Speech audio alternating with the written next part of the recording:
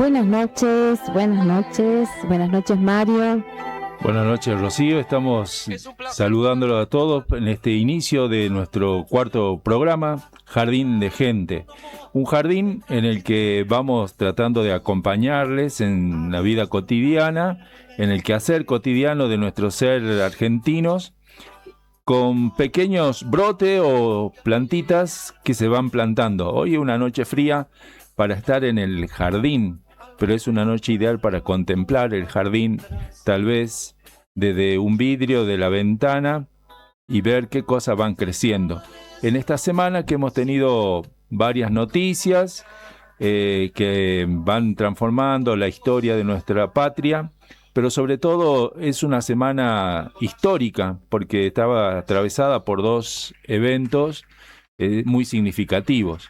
Paso 205 del fallecimiento de Martín Miguel de Güemes. Y bueno, mañana 20 de junio, sábado, el Día de la Bandera, Memoria General Manuel Belgrano. Ya me estoy confundiendo de próceres. Una semanita muy patriótica, si queríamos llamarle, ¿sí? Ciertamente los otros días escuchaba a Pedro Saborido que decía que a veces estos hitos históricos que son tan significativos y que transformaron la vida y deberían transformar nuestra vida también, por rutinario, así porque se celebran tantas veces se hacen lo mismo, como la velada de las estrellas y todas esas cosas, de los fogones, todo, a veces como que se pierde densidad por la repetición, ¿no? Y tal vez en esa pérdida de densidad, ¿no?, queda lo anecdótico. Pasamos toda la noche velando, o pasamos hasta las 12 de la noche, porque solo hasta las 12 le permite a todos los salteños, y después de las 12 solo. Este miércoles fue hasta las 2 de la mañana. Claro, por el partido se prolongó. Sí, pero tal vez ahí se nos pierde de vista otras cosas que son más importantes, ¿no? Y que es pensar en esta fecha qué país querían construir tanto Belgrano como Güemes. ¿Qué soñaban, qué imaginaban ellos? Porque no eran solamente gente que quería expulsar a los realistas, sino porque tenían un proyecto. Entonces pensar si ese proyecto nosotros hoy lo tenemos presente o no. Y en eso nuestro programa quiere darle una continuidad a lo que charlábamos el viernes pasado con el licenciado Bonorino, ¿no?, que también nos dejaba muchas inquietudes, y en eso hubo, por la falta de tiempo, algunos mensajes que nos quedaron. Ahí estaba el mensajito, había quedado pendiente el mensajito de Silvia que había llegado, una compañera que nos estaba escuchando. Y bueno, la invitamos de nuevo a escucharnos, nuestras vías de comunicación, @Radio UNSA, nuestro WhatsApp 3875-347022, para aquel que se quiera aprender en este viernes de la tarde-noche, a pensar, a compartir, a pensar juntos, ¿no?, sobre qué soñaban estos próceres, qué soñaba Martín Güemes, qué soñaba Belgrano, qué pensaba, qué proyecto, ¿no?, de país quería construir. Justamente allí Silvia nos ponía en su mensaje que pensar el concepto de patria no es solo una sumatoria de historias, sino que también entraña un sentimiento y costumbres comunes que forman la nación, ¿no? Que coincidía con lo que nos decía Félix también, que sobre todo hay que unir el concepto patria con el Estado, con el término nación y el término pueblo. Yo me quedé pensando, porque Félix decía, ¿no?, la frase, ¿no?, la patria es el otro, y después cuando ya nos íbamos seguíamos pensando en el tema y en el viernes de la tarde, y decía, bueno, la patria es el otro, con el otro, y es el otro, o cómo la vamos a pensar, ¿no? Pensabas, ¿no?, en medio de una realidad de individualismo, de neoliberalismo, un mundo colapsado. Yo decía, ¿cómo podemos hacer bajar eso de la patria es el otro, es con el otro, ¿no?, todos adentro?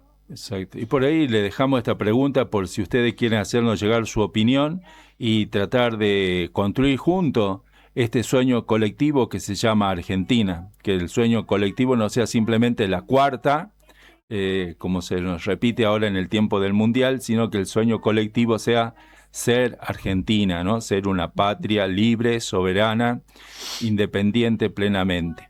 Bueno, ¿Qué patria sueñan ustedes? Eso, ¿qué patria soñamos? ¿Queremos mirar hacia el futuro o ya presente? Como también Félix nos decía, en los 2 segundos que vivimos ya es pasado, ¿no? Y para eso tenemos a nuestro invitado de hoy que nos va a acompañar en este pensar, en este caminar, en este día en el que decidimos pensar juntos al licenciado Daniel Escotorín, nuestro invitado de hoy, reconocido historiador, escritor y dirigente político. No sé cómo querés presentarte o si está bien lo que dije, Daniel. ¿Qué tal? Muy buenas noches. Muchas gracias por la invitación. Ahí está. Me parece que esa presentación es ideal para no abundar tampoco, ¿no? No hay mucho más, sino más bien el compromiso ciudadano, político, militante, ¿no? Involucrado siempre en esta idea y en este sueño, tal como decían ustedes recién, de una patria para todos. Creo que además un concepto que también ha rondado alguna vez en otros momentos de nuestra historia es la idea no solamente de la patria, sino también de la revolución inconclusa, ¿no? La revolución inconclusa de 1810, de 1816, la revolución inconclusa de 1940, 1960, de la década del 70. Es decir, esto habla también de esta patria que está en permanente construcción y por supuesto en disputa. Si hablamos de algo que no se concluyó, es porque también hay que pensar en quiénes, cómo, por qué y para qué impidieron que hoy tengamos esa patria plena que no solamente nos merecemos, sino que además tenemos todos los elementos como para que nuestro pueblo pueda vivir con bienestar, con felicidad, con justicia social, ese vivir bien, ¿no? Que viene también incluso de nuestros ancestros originarios. Exacto. Y nos gustaría, ya que seguramente nuestros oyentes tienen presente, porque justamente en esta semana se repasó mucho los datos históricos, tanto de Güemes como de General Belgrano, y la creación de la bandera y todo eso, pero tal vez para poder entender el proyecto de país por el cual ellos luchaban, el sueño que ellos tenían, haya que tratar de descubrir qué relación, cómo se vinculaban ellos, ¿no? Porque trabajaron juntos, cierta organización tenían que coordinar para poder defender acá al norte. Entonces, ¿cómo fue ese vínculo, Daniel? ¿Qué nos podés decir? ¿Cómo se encontraron? ¿Cómo era solo por carta? ¿Había contactos personales? ¿Era de amistad o de enfrentamiento? Porque también sabemos que en esos proyectos comunes también había mucha gente que jugaba en contra y todo eso, ¿no? Bueno, imaginemos siglo XIX, ¿no? 1810, 1815, todas las dificultades que existían para la comunicación que, tal como dijiste vos, básicamente en cuanto a quienes estaban a la distancia era epistolar a través de cartas, que a su vez cartas que podían tardar 4 o 5 días, una semana, hasta que llegaba a destino, cartas que a su vez contenían información, noticias. Hoy tenemos aquí la noticia al instante, ya lo que está pasando en el otro lado del mundo y en ese momento lo que pasaba a 100, 200 o 1000 kilómetros podía tardar un par de días. Bueno, digo, en ese sentido también digo esto porque no fue algo que surgió espontáneamente y ya con la voluntad, este día del prócer, ¿no? Perfecto, impoluto, con todos los valores. Y no, creo que hay que pensarlo también desde el punto de vista humano de estos personajes. En el caso de Belgrano, un hombre vinculado a todo lo que tenía que ver con la vida civil de Buenos Aires, abogado, era primo de Castelli, ¿sí? Esto también tiene que ver con los inicios, ¿no? De la Revolución de Mayo, porque ambos van a ser parte importante de ese impulso que va a tener la revolución con este sector que se conoció como los morenistas, que es el ala más revolucionaria de esa primera junta de gobierno. Castelli va a morir joven, pronto, luego de su retorno de la expedición al Alto Perú, con la derrota a cuestas, va a ser sometido a juicio. Ya ahí comienza, ¿no?, esto de el escrache, diríamos, ¿no?, la persecución, porque Castelli junto con Moreno, que a su vez también había muerto de manera sospechosa en alta mar, encarnaban ese ideal temprano de no solamente la revolución, sino también de la independencia, cosa que otros sectores eran mucho más conservadores. Belgrano va a ser el continuador de esa línea. Recordemos esto, Belgrano era abogado, no era militar. Hoy todos hablamos del general Belgrano, pero Belgrano era abogado. Y aún siendo abogado, un hombre de oficina, de escritorios, de papeles, de burocracia, un día se pone el uniforme militar, lo mismo que Castelli, porque ellos dicen, si vamos a hacer una revolución, tenemos que estar al frente de eso. Y asumen una responsabilidad para la cual no estaban preparados, pero para la cual se comenzaron a preparar. Ahí hay una cuestión fundamental en Belgrano, que es tenía una cuestión casi obsesiva con el orden y con la disciplina. A pesar de no tener una formación militar, uno siempre, ¿no?, relaciona lo militar con lo estricto, lo vertical. Bueno, Belgrano era un hombre muy obsesivo con la disciplina y no tenía pruritos, prejuicio en sancionar a quienes dentro de la tropa no cumplían con su reglamentación. Y esto lo digo porque va a tener su punto de contacto con Güemes. El primer contacto, vamos a decir, con Güemes es muy conflictivo. ¿Por qué? Porque, recordemos, Belgrano va a Paraguay, vuelve, y le encomiendan entonces el Ejército del Norte, o sea, todo lo que era recuperar Salta, Tucumán, Salta, Jujuy, Tarija, Potosí, el Alto Perú, lo que hoy es Bolivia. Cuando llega a Tucumán, Güemes, que estaba ya preparando también la tropa para esa lucha, es denunciado por otro militar, porque, según dicen, aparentemente, Güemes estaba conviviendo con la mujer de otro militar. Entonces era una situación conflictiva para Belgrano, pero que también rompía con esas normas de disciplina que él imponía. ¿Qué hizo entonces? A modo de sanción, lo manda a Güemes, a Buenos Aires, llevando a los prisioneros, ¿no?, que habían tomado en sucesivos combates. Por eso Güemes no participa de la batalla de Salta. Porque había sido enviado a Buenos Aires. Luego de esto, Belgrano, recordemos que toma el Ejército del Norte,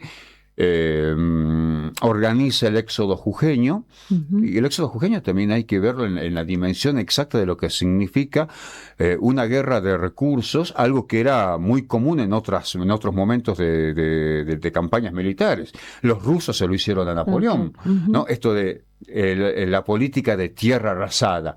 Nos vamos, vaciamos todo, matamos a los animales que no podemos llevarnos, quemamos los sembradíos. Perdón, y eso tiene que ver con la formación de Belgrano, que había sido en Europa, o parte de su formación. No, él no tiene formación militar. La formación pero de cultura.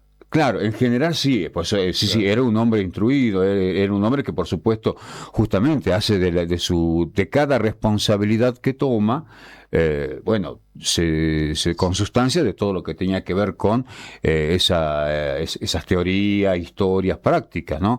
Y está bueno lo que decía eso, porque también hay que decir que antes de ser militar, además de ser abogado, había realizado estudios muy profundos sobre economía. Claro. No casualmente, el 3 de junio, el aniversario de su nacimiento, es el día del graduado en Ciencias Económicas. Fíjate vos, ¿no? Esa simbología, pero también, más allá de, felicitar a los contadores, lo que significa el rol, el perfil de Belgrano. Y a su vez también era un hombre que a medida que iba avanzando en el proceso de construcción y de liberación de nuestra patria, otro elemento, otro factor, otro eje que a él le preocupaba era la educación. Mira, si ustedes me preguntan a mí, si Belgrano hubiera tenido las condiciones ideales de organización nacional, hoy hubiera sido un personaje que estaría muy por encima de lo que es Sarmiento. Que fue Sarmiento, claro. Sarmiento es un personaje sobrevalorado también, Sí, respecto de su aporte a la educación, que además él mismo lo reconoce, ¿no? Uh-huh. Yo solamente fundé 2 escuelas, decía el tipo, ¿no? Bueno, Belgrano estaba obsesionado con el valor, el rol de la educación. Entonces tenemos al jurista, al economista, al pedagogo, educador y al militar. Fíjense ustedes el enorme bagaje cultural, intelectual que tenía Manuel Belgrano, ¿no? Entonces, bueno, comentaba que, y además en su proceder militar, insisto... muy riguroso, muy estricto. Claro, viendo que estaba en condiciones de inferioridad, ante el avance de los realistas desde el norte, se retira de Jujuy, evacúa la ciudad, llegan hasta Salta y luego hasta Tucumán. Uh-huh. Y acá viene el otro elemento que vale la pena rescatar. Buenos Aires le dice, baja hasta Córdoba. La prioridad es defender Buenos Aires. Belgrano dice no. Bueno, el propio pueblo jujeño le dice que por favor no retroceda, que se quede ahí. Y sí, Belgrano, digamos, obedece al pueblo tucumano, permanece en Tucumán y es donde se da el primer combate, donde vence a los españoles, que le va a permitir avanzar hacia el norte, batalla de Salta, batalla donde, además es la primera batalla donde se enarbola la bandera argentina, y así vuelven a recuperar el Alto Perú, donde, bueno, después va a ser finalmente derrotado, ¿no? Y ya allí, cuando vuelve a Buenos Aires, ya el vínculo con Güemes ya se profundiza. ¿Por qué? Porque ahí aparece el tercer personaje, que es San Martín. Pero Güemes le hace saber a San Martín cuál era el proyecto que tenía de defensa y de ofensiva desde Salta hacia el Alto Perú, ¿no? Un Alto Perú que hoy lo vemos como Bolivia, pero en realidad era parte nuestra de lo que era el virreinato y después de las Provincias Unidas. También para recordar esto, porque bueno, estamos 20 de junio y ya se nos viene el 9 de julio también, ahí nomás. Todo seguidito. Pero uno de los redactores del Acta de Independencia de las Provincias Unidas, en julio, en Tucumán, fue el diputado por Charcas, José María Serrano. ¿Sí? José María. Uno de los redactores del Acta de Independencia definitiva de la República de Bolivia fue José María Serrano. O sea, esto muestra que nuestra historia es una historia construida arbitrariamente, donde, bueno, parece que Bolivia es Bolivia y siempre fue Bolivia, y nosotros somos... No, la decisión de desprendernos de Bolivia fue de Buenos Aires. Porque, como decía recién, es más, hasta se ponen a haber desprendido de Salta, de Tucumán, porque el centralismo era ya un factor de mucho peso dentro de las élites porteñas. Y allí aparece entonces no solamente estos conflictos, sino que también va a aparecer el conflicto con Güemes, ¿no? Que Güemes, si bien a diferencia, por ejemplo, del propio Belgrano o de Artigas, no tenía un pensamiento político fino, pero sí reivindicaba el federalismo, la independencia. Esto era que es el mismo objetivo que también tenía Belgrano, o sea, podríamos decir, claro, el objetivo común entre los dos, la independencia. Con lo que coincidía San Martín, claro, coincidía también Monteagudo. Monteagudo es un personaje fascinante, a mí me encanta, porque además es uno de los personajes discriminados, fíjate vos, ¿no? Porque además era moreno, o sea, moreno negrito, el morocho.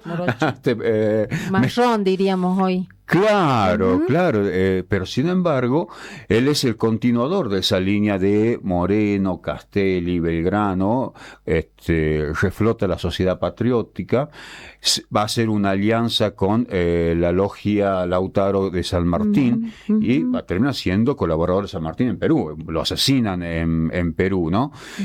Monteagudo es un personaje, además, tiene esa otra característica, el de ser además de un político, un intelectual. Y en la historia, viste que la intelectualidad, ¿no? Nos han construido una historia a base de uniformes, sables, batallas, ¿no? Y el espacio de las ideas quedó al margen. Por eso no conocemos las ideas de Belgrano, ni de San Martín, ni de Güemes, porque más importante era construir esa historia del prócer militar, ¿no? Claro. Y un elemento común entre los tres, Belgrano, Güemes y San Martín, que es que cuando después que él delega el mando del Ejército del Norte, ahí sí Belgrano viaja a Europa, encomendado por el directorio, una misión diplomática.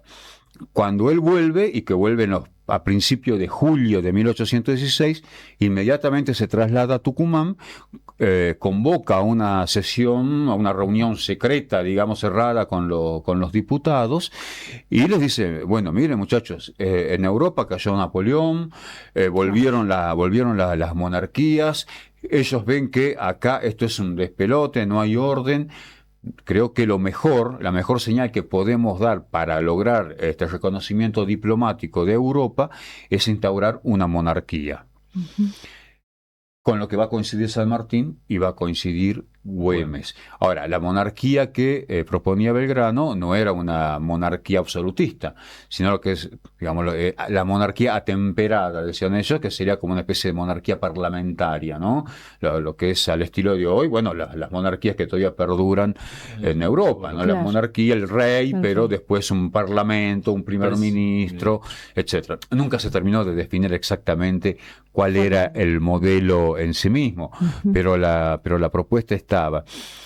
Y no es casual esto, porque recordemos que, volviendo a la previa del 25 de mayo, Belgrano había formado parte de ese grupo que se conoció como los carlotistas, ¿no? Aquellos que ahí coqueteaban con la idea de romper con el rey de España y traerla a Carlota, la hermana del rey de Portugal, para tener acá también una especie de monarquía americana, a la americana, ¿no?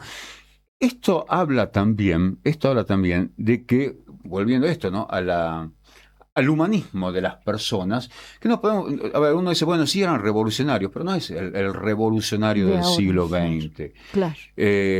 Así como Belgrano tenía esa idea del orden en todos los elementos de su vida cotidiana, de su contexto, evidentemente, esto es una especulación personal, por supuesto, también la idea del orden social, del orden político, para él se podía reflejar en la idea de una monarquía, es decir, de un poder central, que no es lo mismo que, digamos, lo que en ese momento Buenos Aires ya planteaba como un poder centralista, claro, que son dos cosas distintas, ¿no? Uno tendría que imaginarse también en esa búsqueda de orden, que vos decís, esa adicción al orden que tenía, pensar que el estado de revolución implica cambio, implica muchas transformaciones, mucha ida y vuelta en el medio. Eso también en lo interior debe ser, como decís, algo conflictivo para él. Es decir, necesito orden y veo que estamos viniendo para acá, para allá, que este dice una cosa, el otro. Es más simple cuando ya delimitas, ¿no? Pones y nos independizamos de tal, pero tenemos esto. En cambio, en el estado de revolución, de búsqueda, de conquista, es medio caótico. Pero creo que sí, toda revolución implica una ruptura, ¿no es cierto? Un momento, vamos a decir, de caos, de desorden. Claro. Pero con lo que se encontraron, digamos, este sector revolucionario fue con las propias trabas y los límites que le imponía el centralismo porteño y las élites, ¿no es cierto?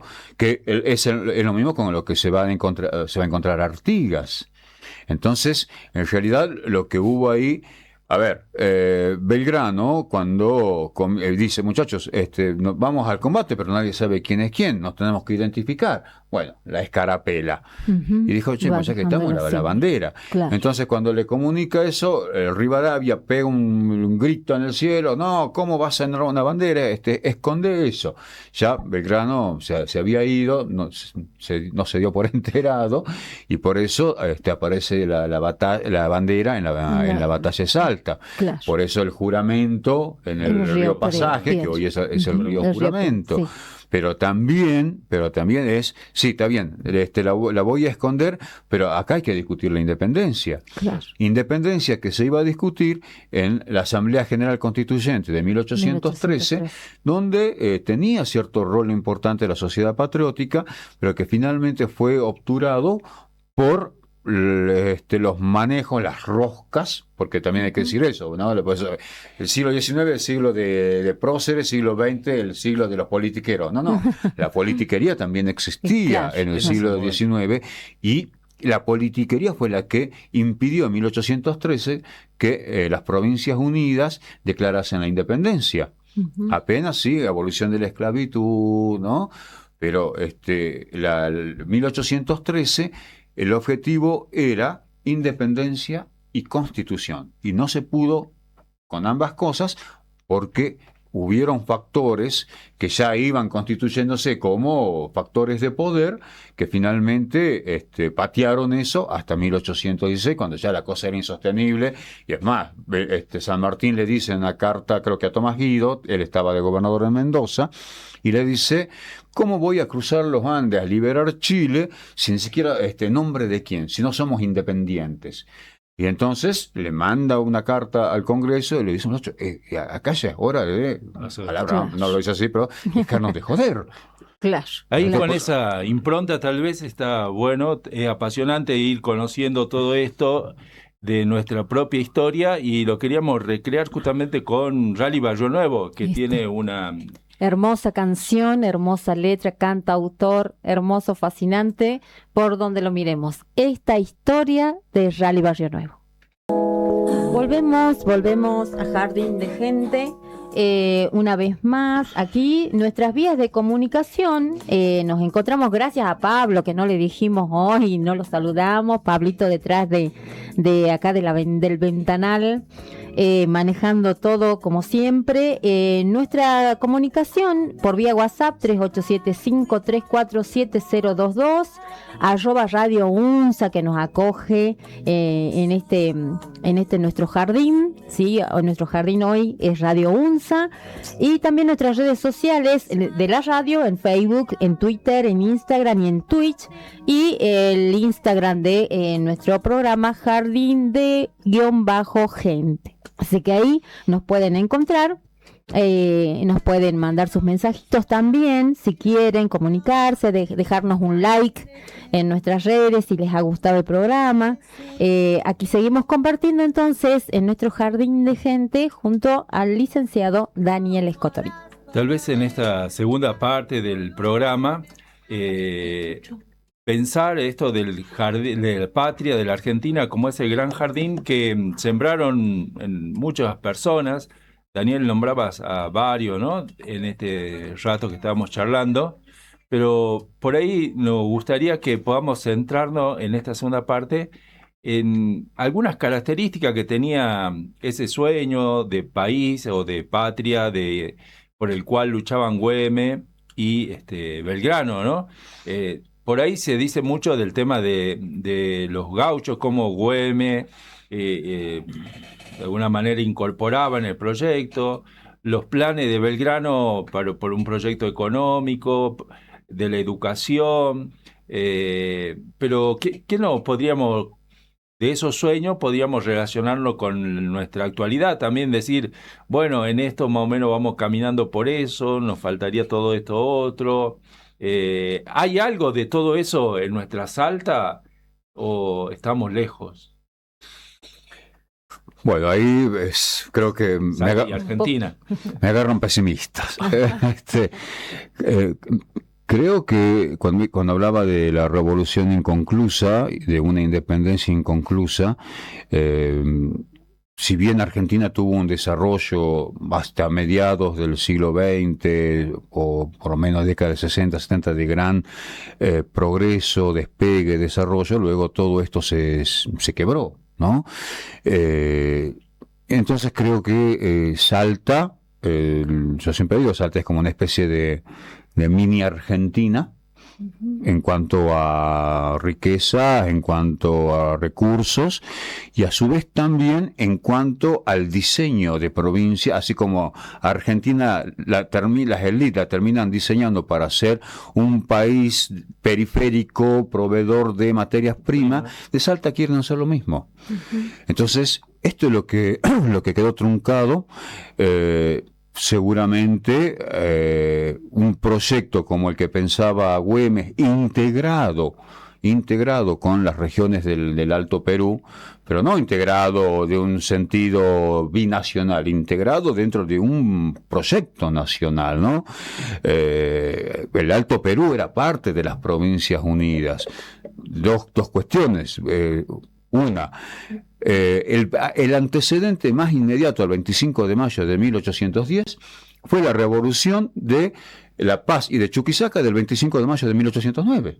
Claro. Allí participa el general Arenales, allí participa Monteagudo, ¿sí? Fíjense ustedes cómo rompen nuestra historia, la quiebran, la limitan y nos terminan enseñando una historia que, bueno, es bastante forzada. Y el otro elemento, el otro factor, el otro, que nos vincula, y tiene que ver con Güemes, es que cuando los españoles, los realistas, matan a Juan Asensio Padilla, el marido de Juana Zurduy viene a Salta a buscar la protección de Güemes, y es Güemes quien recomienda que se le dé el grado de teniente coronela. Entonces, fíjense ustedes cómo estaba todo vinculado. Y otra cosa que también lo remarco y tiene que ver ya con lo cotidiano, ¿no? Cuando era docente, le preguntaba a mis alumnos: ¿quién está en la Plaza 9 de Julio? Arenales. Por supuesto, me decían un montón de pavadas los chicos, ¿no? Vieron cómo son. Pero sí me decían Güemes, San Martín, Belgrano. No. Y además, mucha gente no sabe. Arenales. Arenales, un prócer seguramente, participó en la guerra en el Alto Perú, acompañó a San Martín en su campaña de Chile hacia Perú, pero tuvo poca implicancia en lo que es el conflicto, las guerras dentro del territorio de lo que hoy sería Salta, Jujuy, las Provincias Unidas, lo que hoy es Argentina. La pregunta es ¿por qué está Arenales? ¿Por qué está ahí? ¿Por qué no está Belgrano? ¿Por qué no está Güemes? ¿Por qué no está San Martín? Güemes lo habían mandado allá perdido, al pie del cerro. San Martín, mucha gente no sabe, y está perdido allá al fondo del Parque San Martín. Y Belgrano está ahí, ¿no? Al costadito, pero al frente de la central de policía. ¿No? Y en la plaza principal lo pusieron Arenales. Esto tiene que ver también sobre cómo se construye la historia, y en un momento donde había que hacer como una especie de selección de próceres. Y Arenales tiene, además de ser militar y sí haber participado con mucha valentía en la guerra de emancipación, tiene una característica, que era unitario. Era unitario. Claro, entonces sí cumplía con todos los requisitos, ¿no es cierto?, para como decía Pacho Donel, para el Olimpo A de los próceres. Claro. Y entonces por eso ese reconocimiento por parte de la élite salteña gobernante de ese momento, ¿no? Entonces eso marca también estas deudas que tenemos no solamente con nuestra historia, sino también con nuestro presente y sobre todo con nuestro futuro. Creo que esos símbolos también dicen mucho de qué país querían construir ellos, las élites, ¿no es cierto? Y claro, por qué desplazaban a unos, seleccionaban a otros y marginaron a otros. Recién ahora se está recuperando, por ejemplo, para la historia nacional a Juana Zurduy. Recién ahora se está recuperando a Güemes para la historia nacional. Y también hay que decir que recién ahora, digo, en los últimos 10, 15 años, se vuelve a esta disputa por la imagen de un Güemes que es mucho más que el prócer militar, sino entendiendo que decir que es un prócer gaucho era un líder, un caudillo de los sectores populares. Eso No, te iba a no es un tema menor ese. Claro, ¿y qué tipo de gente seguía a Güemes? Porque tenías la oligarquía, la élite que lo bombardeaba, lo perseguía cuando era gobernador. Pero qué tipo de gente él? El otro día Félix nos decía, era lo que había, la gente que había, ¿no? Con Güemes. Pero ¿qué gente lo sigue? ¿Cuál es el entusiasmo que él no se inyecta en la gente o en el pueblo en ese momento que hace seguirlo?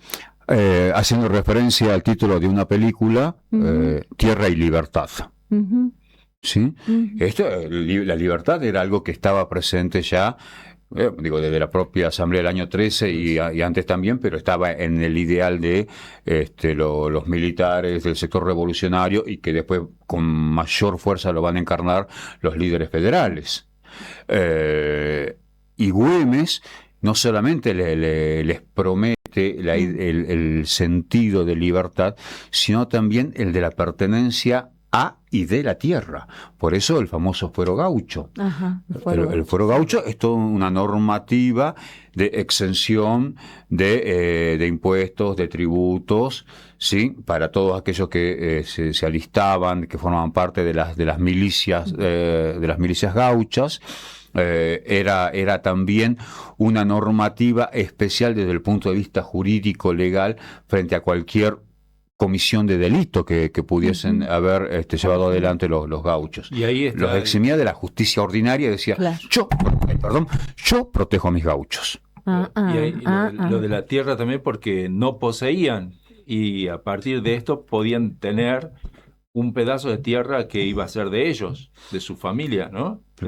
Hoy pensar eso ante una política más bien de supuesta apertura y que la tierra la pueden comprar todo el que tenga dinero solamente, de nuevo vender nuestra tierra. De hecho, Salta tiene el territorio más extranjerizado de la Argentina, ¿no? Es decir, en cambio Güemes pareciera como que, no sé si era porque no le quedaba otra, que trató de juntar a esas personas para que combatieran con él y luego los reconoce y le da tierra. Pareciera que hay una distribución, más bien y un reconocimiento tal vez también de los pueblos originarios, que hay que pensar eso también, ¿no? Que Belgrano, Güemes, cómo se relacionaban, porque hoy vemos que se sigue expulsando a los pueblos originarios de sus tierras. Bueno, tenemos los conflictos ahora en Cachi, acá en Salta con la comunidad Lules. La tierra para qué y de quién, ese planteo todavía sigue estando, ¿no? Bueno, ahora en Cafayate que hay incendios y hablan de que son todo problema económico. Claro, pero es que ellos entendían, bueno, por eso, volviendo a este tema del caos, ¿no? Y el desorden, es porque no era solamente la idea de la independencia, claro, sino la discusión hacia adentro del modelo de país. Y entonces San Martín, Güemes, Belgrano, Monteagudo, posteriormente Dorrego, Artigas, no era solamente decir, bueno, queremos la libertad y la independencia y ya está, sino que para ellos significaba construir, porque es construir una patria para todos. Digo, porque, a ver, sino porque, ¿cuál era la idea de ser independiente? Porque sí, porque no quiero que me gobierne un rey y quiero que venga otro rey u otro personaje a oprimirnos, no. Para ellos, ahí estaba la denuncia de esa opresión. No era solamente la opresión política, era la opresión social. Eran esas castas, esos estamentos construidos en el virreinato y que había generado, bueno, una inmensa mayoría de población que quedaba al margen de cualquier participación en lo social, en lo económico, por supuesto, en lo político. Entonces, ahí estaba la mirada de estos sectores que luchaban, y justamente porque luchaban, conocían el terreno, conocían a la población, y porque luchaban sabían que sus tropas eran los gauchos, o sea, el gaucho no, este gaucho que vemos en los desfiles de botas lustradas, trajecito blanco y caballos peruanos impagables para cualquiera. El gaucho era el peón rural del siglo XIX, era el artesano, era el trabajador, era el proletario del siglo XIX.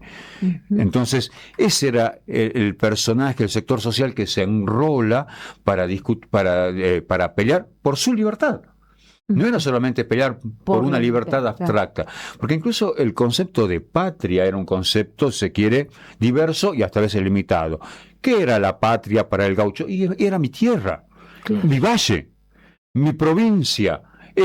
La patria era aquel caudillo a quien yo seguía. No era esa extensión enorme que hoy podemos entender como Argentina, la patria grande, ¿no? Porque no estaba tampoco tan definido qué iba a ser la patria. Claro. Podemos entonces ir cerrando esta segunda parte de nuestro programa, quedándonos con esta idea, ¿no? Es decir, un proyecto inclusivo, un proyecto que también es local y que tiene identidad propia frente hoy a los proyectos más bien extranjerizantes y de sumisión a fuerzas extranjeras, ¿no? Bueno, ponemos un separador y hacemos la última parte de nuestro programa. La diversidad nos enriquece. Seguimos en Jardín de Gente. Alguien debió conservar y cuidar. Sí, ahora vamos a ilustrar nuestro bloque, ¿no? Con esto que nos ha dejado Daniel y que nos sigue invitando a reflexionar. Con una musiquita nos vamos a ir con la Teyla M, Argentina Yo Soy. Estamos escuchando un poquitito de algo más moderno para acompañarnos, la Teyla M, Argentino Yo Soy. Y bueno, para ir cerrando un poquito nuestro programa, te proponemos hacer, Daniel, un ping-pong, ¿sí? A ver, veamos si nos sale, porque es la primera vez que lo vamos a hacer. Un ping-pong sobre nuestros queridos próceres caudillos, pensándolos humanos, ¿sí? Pensándolos más allá de la estampita, del mármol, de la fotito que llevábamos, ¿no? A la escuela y todo eso. Vamos a hacer un ping-pong, ¿sí? Una virtud de Belgrano. Bueno, lo dije, ¿no? La disciplina. Me parece que es la principal virtud que tenía él y la entrega, por supuesto, a una causa que él la tomaba como propia. ¿Y de Güemes qué virtud podemos tomar como modelo? De Güemes, el arraigo con la tierra. Creo que eso también para él era básico, importante, y ese arraigo implicaba también el arraigo con su pueblo, ¿no? Con la gente, con los paisanos. Muy bien. Una enseñanza de Belgrano. ¿Una? Enseñanza. La enseñanza de Belgrano es cómo de ser alguien común uno puede hacer grandes cosas, ¿no? Una enseñanza de Güemes. Una enseñanza de Güemes, el acompañamiento que tuvo junto a su familia, su madre, su mujer y su hermana. Una deuda pendiente. ¿Sí? ¿Querías agregar algo? Y Juana Zurduy. Muy bien, la mujer presente ahí, que nos queda pendiente charlar sobre las mujeres, ¿no? En cómo se fueron involucrando, papel fundamental. Una deuda pendiente de la Argentina con estos próceres. La justicia, una emancipación y una independencia en lo económico y en lo político. Y en lo económico, entendiendo esto con bienestar, justicia social para toda la ciudadanía, para todo el pueblo. Daniel, y pensando también de tu rol de docente y demás, ¿qué pensás que Belgrano, Güemes, le dirían hoy a los jóvenes, que por ahí se habla de que están despolitizados, desanimados, que tienen problemas, siempre se lo tematiza en parte con el tema del problema de salud mental, que puede ser algo de verdad y todas esas cosas, pero ¿qué le dirían hoy Belgrano y Güemes a nuestros jóvenes? Creo que le dirían, tomen nuestras banderas, porque es una lucha que no ha terminado y que lo hicimos por ustedes y para ustedes. Ujú. Bueno, como dijiste al comienzo, ¿no? Una patria en permanente construcción, ¿no? Totalmente. ¿Verdad que... Lo que se construyó, hay que continuarlo, y lo que se hace, hay que cuidarlo. Ujú. Y ese es el compromiso. Y esa es la tarea que nos queda en nuestro Jardín de Gente, para seguir pensando cada viernes y reflexionando en nuestra vida personal, en nuestra vida social, de que esto lo hacemos todos juntos. Así es, porque bueno, cerramos nuestro programita. Gracias, Daniel, gracias por pensar juntos. Quedamos pendientes por muchas historias que nos cuentes más, que nos traigas. Y bueno, aquí en Jardín de Gente, gracias, y nos reencontramos la próxima semana, porque nadie florece solo, y porque aquí en Jardín de Gente hay un espacio en donde todas las voces tienen su lugar.